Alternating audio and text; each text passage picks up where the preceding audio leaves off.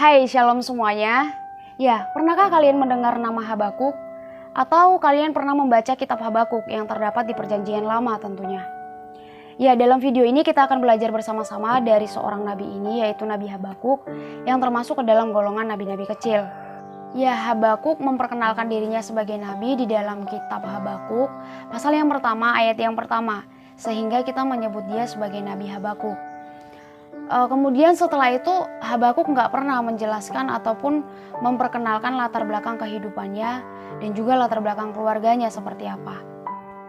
Tetapi di kalimat terakhir ya, acuan Habakuk kepada kata memimpin biduan di dalam pasal 3 ayat yang ke-19, di situ kita bisa melihat dan kemungkinan kita bisa mengatakan Nabi Habakuk itu adalah salah seorang yang berasal dari suku Lewi dan dia juga mungkin pemusik ya di Yerusalem.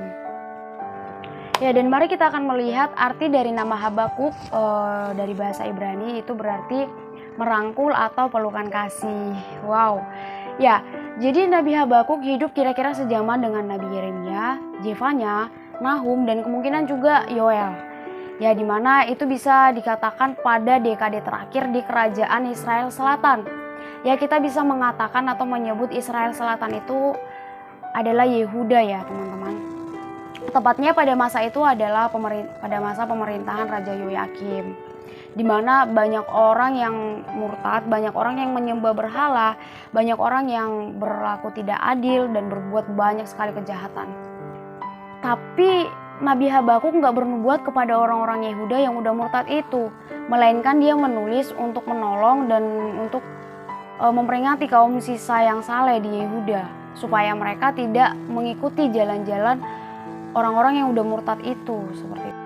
Ya, jadi dalam keadaan Yehuda yang begitu berdosa ya teman-teman, di mana banyak orang menyembah berhala, kejahatan merajalela dan orang-orang fasik juga bertambah banyak ya. Ini membuat Nabi Habakuk bertanya-tanya kepada Tuhan. Dia bingung, Tuhan kenapa? Tuhan kok rasanya diam aja, seolah-olah gak berbuat apa-apa terhadap orang-orang yang udah gak adil ini, terhadap orang-orang yang udah murtad ini gitu. Kok kenapa rasanya Tuhan diam aja? Nah, tapi teman-teman, ternyata Tuhan meyakinkan kembali ya, meyakinkan Nabi Habakuk bahwa nanti setelah bangsa Babel ya, bangsa Kasdim sudah menjadi bangsa yang adikuasa, nanti mereka yang akan Tuhan pakai untuk menghukum bangsa Yehuda, umat-umat Tuhan yang udah murtad itu gitu.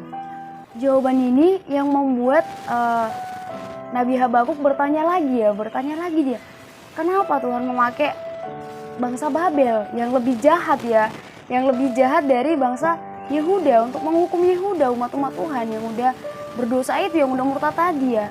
Kenapa Tuhan memakai bangsa Babel gitu, bangsa Babel yang lebih jahat gitu ya. Dan akhirnya kembali Tuhan meyakinkan Nabi Habakuk bahwa nanti bangsa Babel juga akan Tuhan hukum. Jadi sama-sama dihukum tuh dua-duanya. Jadi dari sini kita bisa belajar ya bahwa Allah itu adalah satu pribadi yang adil, yang pasti akan menghukum orang-orang yang berontak terhadap dia, orang-orang fasik, dan akan memberikan kehidupan kepada orang benar, kepada orang yang percaya kepada dia. Makanya dalam kitab Habakuk ini dikatakan bahwa orang benar akan hidup oleh percayanya, tetap hidup. Ya, dan mari kita akan melihat ya akibat dari hukuman, yaitu penindasan yang terjadi kepada bangsa Yehuda dari penindasan dari bangsa Babel ya. Kita akan melihat apa yang terjadi, apa yang dialami oleh orang-orang Yehuda pada saat itu. Ya, itu terdapat dalam Habakuk 3 ayat yang 17 sampai 19. Sekalipun pohon ara tidak berbunga, pohon anggur tidak berbuah, hasil pohon zaitun mengecewakan, sekalipun ladang-ladang tidak menghasilkan bahan makanan, kambing domba terhalau dari kurungan, dan tidak ada lembu sapi dalam kandang, ya. Namun aku akan bersorak-sorak di dalam Tuhan, beria-ria di dalam Allah yang menyelamatkan aku. Allah Tuhanku itu kekuatanku. Ia membuat kakiku seperti kaki rusa. Ia membiarkan aku berjejak di bukit-bukitku untuk pemimpin biduan dengan permainan kecapi. Ya, jadi ini yang mereka rasakan ya teman-teman pada saat itu. nggak ada bahan makanan. Karena apa? Karena ladang-ladang nggak menghasilkan apa-apa. Bahkan ternak-ternak itu pun terhalau dari kurungan.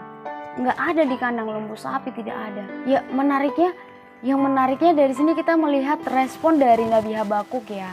Yang mengatakan walau dalam keadaan seperti itu dia akan bersorak-sorai, dia akan tetap bersuka cita, bersyukur di dalam Tuhan, beria-ria, memuji Tuhan. Ya. Jadi inti dari apa yang kita bisa pelajari dari kisah Nabi Habakuk, yaitu kita belajar yang pertama, kita belajar mengenal Allah, bahwa Allah adalah satu pribadi yang adil ya, yang tentunya akan menghukum orang-orang yang berontak terhadap dia ya, orang-orang fasik, dan memberikan kehidupan kepada orang-orang benar yang percaya kepada dia tentunya. Dan kemudian dari pribadi Nabi Habakuk itu sendiri kita belajar bahwa kita harus memiliki motivasi yang benar dalam melayani Tuhan, dalam mengikut Tuhan.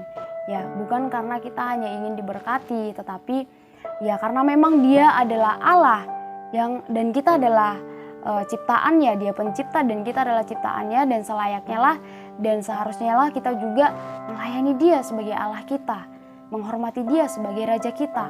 Seperti itu. Dan yang terakhir, kita mau tetap memuji Tuhan, bersuka cita di dalam Tuhan sekalipun kita dalam masa-masa yang sukar, masa-masa yang sulit ya, dalam setiap apa yang kita hadapi di dalam proses kehidupan kita. Oke, segitu aja dulu videonya, dan aku berharap video ini memberkati kita semua dan nama Tuhan dimuliakan. God bless you. Shalom.